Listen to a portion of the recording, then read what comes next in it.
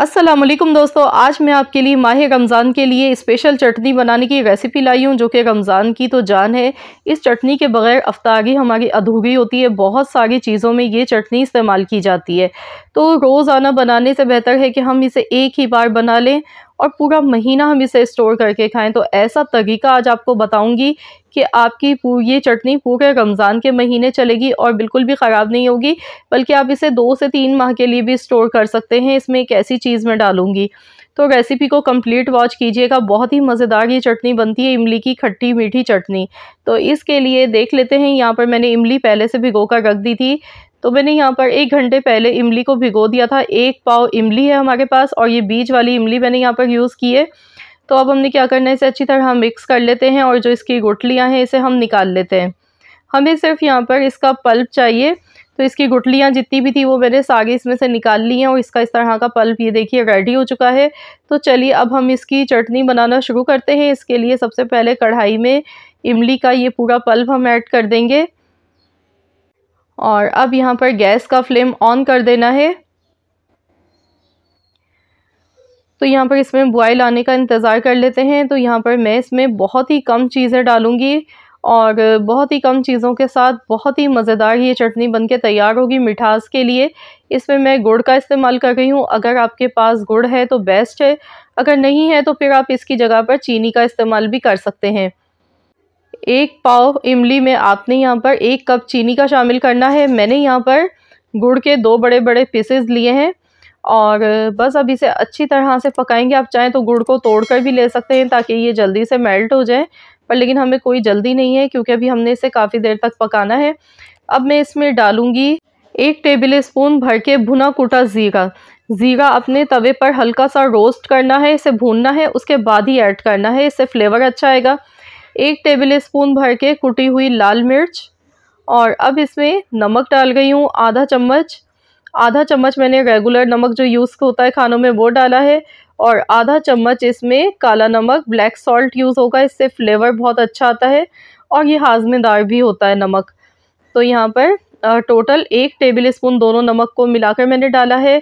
अब इसमें मैंने चाट मसाला शामिल कर दिया है 1 टेबल स्पून। अब इसमें हम डालेंगे ड्राई जिंजर पाउडर, यानी कि पिसी हुई सौंठ का पाउडर। अदरक को सुखाकर जो पाउडर बनाया जाता है ये वो है। इसमें आधा टेबल स्पून मैंने डाला है, इससे फ्लेवर बहुत ही अच्छा आता है। तो चलिए अब हम इसे ढककर पकाएंगे और इतनी देर तक पकाना है कि ये चटनी हमारी गाढ़ी हो जाए। अभी आप देख सकते हैं इसकी थिकनेस, ये काफ़ी ज़्यादा अभी पतली लग गई दिखने में, लेकिन जैसे ही गुड़ इसमें अच्छी तरह से मेल्ट हो जाएगा उसके बाद ये चटनी हमारी थिक होना शुरू हो जाएगी। तो टोटल यहाँ पर इसे पकाते हुए 10 से 15 मिनट लग जाते हैं। तो चलिए मैं इसे अब कवर कर देती हूँ और बस हल्की आंच पर हम इसे पकने के लिए छोड़ देते हैं 10 से 12 मिनट के लिए। उसके बाद फिर मैं आपको दिखाती हूँ। तो चलिए देख लेते हैं, यहाँ पर तकरीबन 15 मिनट हो गए हैं इसे पकते हुए। ये देखिए चटनी हमारी माशाल्लाह बहुत ही गाढ़ी हो चुकी है। अब मैं इसमें एक ऐसी चीज़ डालूंगी जिसकी वजह से ये चटनी जो है हमारी, इसकी शेल्फ़ लाइफ बढ़ जाएगी और आप इसे कई महीनों तक स्टोर कर सकते हैं, ये बिल्कुल भी ख़राब नहीं होगी। तो यहाँ पर मैं इसमें डालूंगी टाटरी। ये देख सकते हैं ½ टीस्पून मैंने टाटरी ली है और सिट्रिक एसिड इसे कहा जाता है। ये बहुत ही ज़बरदस्त चीज़ है और ये किसी भी ग्रॉसरी स्टोर से आसानी से मिल जाती है। बहुत ही सस्ती सी चीज़ है। इसकी वजह से जो हमारे खाने हैं उनकी शेल्फ़ लाइफ बढ़ जाती है और जो इसका जायका होता है वो काफ़ी खट्टा होता है। तो यहाँ पर मैंने थोड़ी सी इसमें टाटरी शामिल की है, इसकी वजह से ये चटनी ख़राब नहीं होगी। वरना क्या होता है, अगर नहीं डालेंगे तो 1 हफ़्ते के बाद ही चटनी में फंगस लग जाते हैं, ख़राब हो जाती है, जायका ख़राब हो जाता है। तो इसकी वजह से ना तो इस चटनी का कलर ख़राब होगा, ना ही इसका जायका ख़राब होगा। तो बस यहाँ पर गैस का फ्लेम मैंने बंद कर दिया है। अब हम इसे रूम टेम्परेचर पर ठंडा होने के लिए ऐसे ही रख देंगे और ठंडी होने के बाद ये चटनी मज़ीद और गाढ़ी हो जाती है। तो चलिए डिश आउट कर लेते हैं। चटनी हमारी कंप्लीट ठंडी हो चुकी है। आप देख सकते हैं इसकी थिकनेस काफ़ी गाढ़ी हो चुकी है और बहुत ही मज़ेदार बनी है। जिस तरह से मैंने आपको मसाले बताए हैं, सेम यही मसाले आप लोग भी फॉलो कीजिएगा। रेसिपी सेम इसी तरह फॉलो करते हुए बनाएंगे तो इंशाल्लाह ताला आपकी ये रेसिपी बहुत ही ज़बरदस्त बनेगी।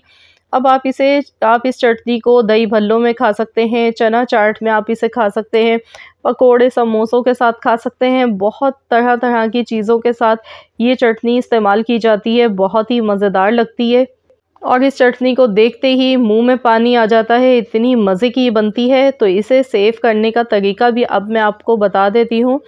तो यहाँ पर इस चटनी को सेव करने के लिए आपने कोई भी एयर टाइट जार लेना है, उसमें आपने इसे डाल देना है